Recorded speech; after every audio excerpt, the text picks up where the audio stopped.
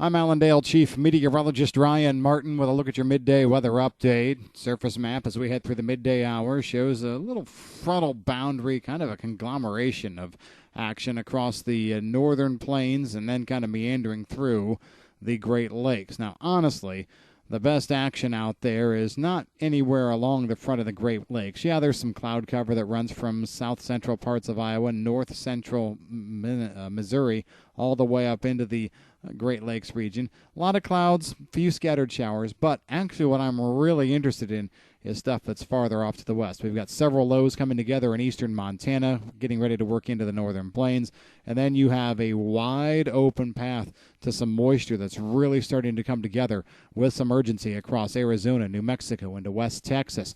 I'm looking for this to fill in pretty nicely over the course of the next 12 to 24 hours, and we're going to end up with a big batch of moisture coming through those higher elevations. It's a big upper low that's back in Arizona.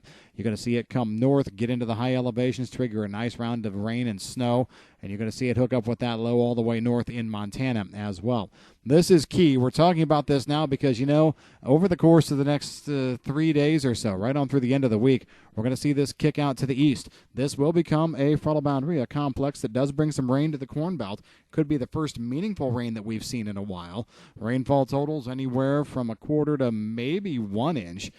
Whether or not we hit the 1 inch mark in spots of the Corn Belt comes down to, I think, convection. I think there will be some. By that, we're meaning showers and thunderstorms popping up, bubbling up over the southern part, southern Minnesota, I should say southern Missouri through southern Illinois, southern Indiana, going up into southern Minnesota and into Wisconsin.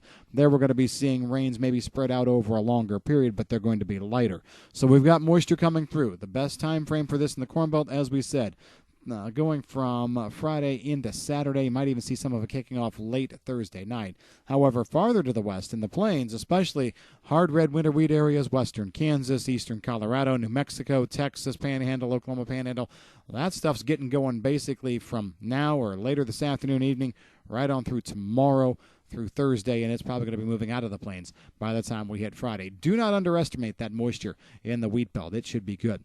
Now, as we see this moisture move east, yes, there's going to be decent totals with it. Coverage probably 60, maybe 70%.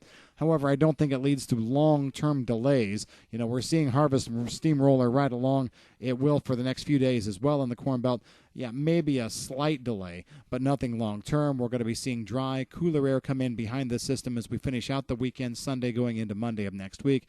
And then temperatures actually are going to be pretty close to normal there.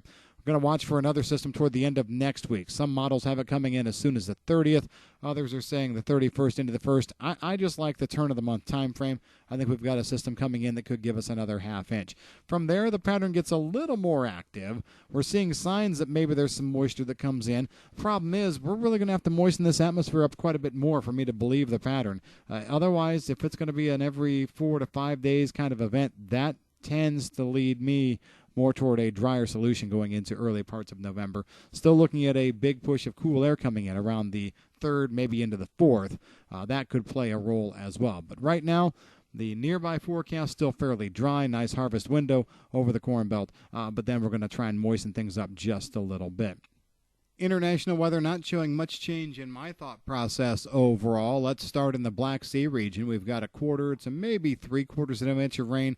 Probably quarter to half is a better way to play it over Ukraine for the rest of today and probably through the first part of tomorrow. Still don't like coverage there any better than about 60%. Those rains do hold together going into Russia for Thursday into Friday. Amounts don't look as good. Maybe a few tenths here and there. Coverage still about 60%. However, a second round of rain moves over Russia's central region, southern region, maybe even a bit into the western Volga region as we go into the weekend. Rain totals maybe 3/10 of an inch to 3/4. I do see some outside edges of that potentially going towards an inch.